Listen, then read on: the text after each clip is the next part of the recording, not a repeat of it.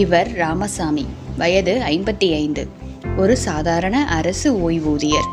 மனைவி லக்ஷ்மி, ஐடி நிறுவனத்தில் வேலை பார்க்கும் மகன் அருண், கல்லூரியில் படிக்கும் மகள் காவ்யா. 25 வருட உழைப்பில் சேர்த்த சேமிப்பும் அன்பும் நம்பிக்கையும் நிறைந்த ஒரு நடுத்தர குடும்பம்.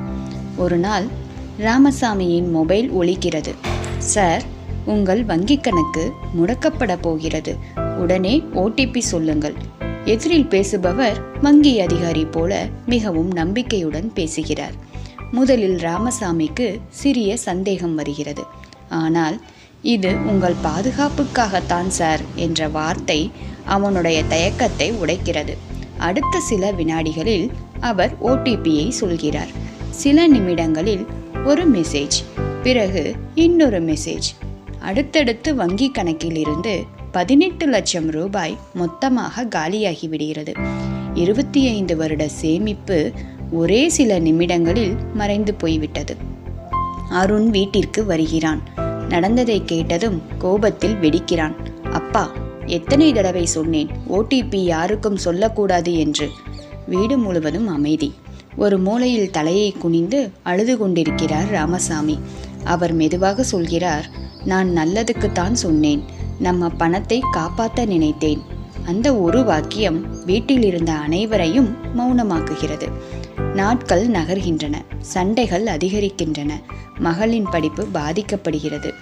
வீட்டுக்கடன் தவணைகள் நின்று விடுகின்றன. லக்ஷ்மியின் உடல்நிலை மோசமடைகிறது. ஆனால் அதிகமாக உடைந்தது ராமசாமியின் மனம்தான். ஒரு நாள் யாரிடமும் எதுவும் சொல்லாமல் ராமசாமி வீட்டை விட்டு வெளியேறுகிறார். அவரை எங்கே தேடுவதென்று குடும்பத்தினர் தெரியாமல் தவிக்கின்றனர். பல மணி நேரம் தேடலுக்கு பிறகு ஒரு சிறிய டீ கடையில் அப்பாவை கண்டுபிடிக்கிறான் அருண். அங்கே இன்னும் 3 முதியவர்கள் அதே வேதனையுடன் அதே கதையை பகிர்ந்து கொண்டிருக்கிறார்கள். அவர்களில் ஒருவர் கண்ணீருடன் சொல்கிறார், பணம் போனது வலிக்குது, ஆனா வீட்டில் நம்ம மதிக்காம பேசுறது தான் இன்னும் அதிகமா வலிக்குது. அந்த வார்த்தைகள் அருணின் மனதை உடைத்து விடுகின்றன. அன்றே அருண் ஒரு முடிவு செய்திருக்கிறான்.